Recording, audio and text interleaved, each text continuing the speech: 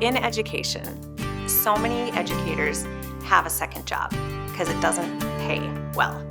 You made half your teacher's salary in one day. Isn't that crazy? That's how fast life can change. There's no going back.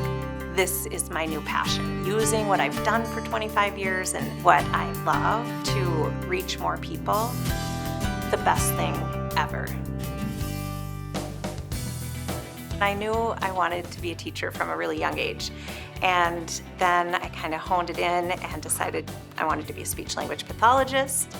My very first job was at the elementary level, and I worked in an autism classroom. So I started out with 4 kids, and they trained me and I trained them. There was nothing out there to teach you how to work with autistic kids. It was really trial by fire and trying to figure it out on your own. Here, Willie, get another one. There. Kind of my style with everything is all about relationships and connections. And so I really leaned on that with my students and tried to get to know them and what they liked and then use that to teach them. Just make an announcement like, keep your hands inside the log. Keep your hands inside the log ride.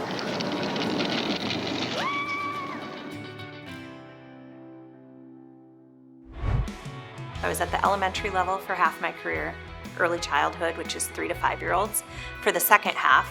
And once I got down to that level, I saw right away there are no materials or activities that are really curated to that level. They don't provide you with curriculum. So imagine you go into this classroom, you have 8 autistic students that are 3 and 4 years old, and you have to make up the curriculum. I'll tell you all the second jobs that I've had over the years. I was a waitress, I was a spin instructor, and then I started a special needs spin class. I delivered groceries for Shipt on the side. Many of my colleagues have had some kind of side gig.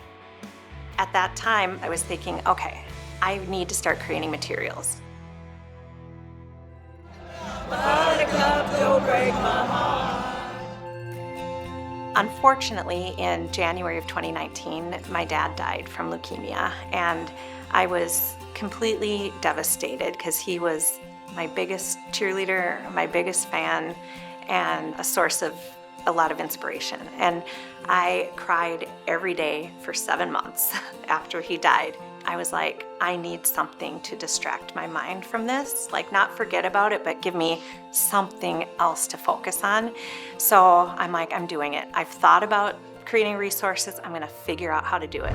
So I taught myself through YouTube and Google. This activity is great for kids in the exploratory stage of play who like to drop or throw objects or toys. Share this idea with a teacher bestie and follow me for more. Bye! I didn't know if anyone would be interested and if anyone would find me, but slowly over time, over that year, people started finding me and I created more and more resources, and I thought, even if they don't sell, I have these great resources to use in my classroom.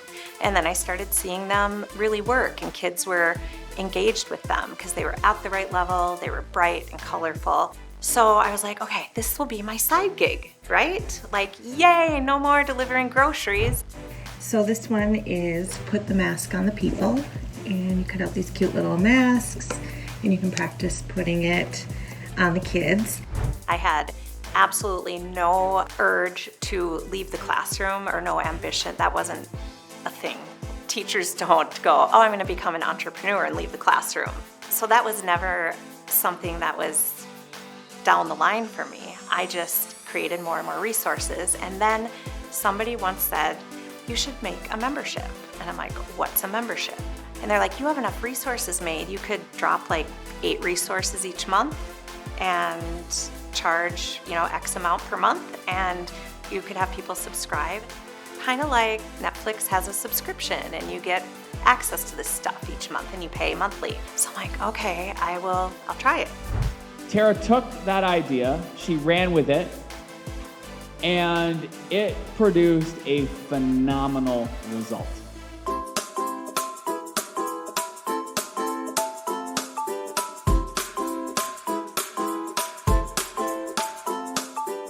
think that very first launch, I didn't have a huge audience or anything, but I think it was like 50 members. And for me at that time, that was life-changing. I started hearing about this guy named McLaren, and I saw a video and I'm like, wow, he's got a lot of energy and he's kind of wacky. I don't know what I think. But the more I heard him talk, the more it just clicked with me. Okay, this is the person that's going to help me figure out how to serve my members better. I didn't know any of the terminology. I didn't know any of the tech. And now I record my own podcast. I make the videos for my courses and the membership. And you just slowly, you learn more, and then you implement that, and then you learn more, and you implement that, and learn more. And pretty soon you look backwards and you're like, I cannot believe how much I've learned in the last 2 years. My classroom has grown huge. It's just so humbling to think that because of the internet and the virtual nature of it, I can impact a parent in Pakistan who messages me and says, we have no education here for kids with special needs. I have to do it all myself. And this thing that you suggested worked. It's unbelievable to feel that way.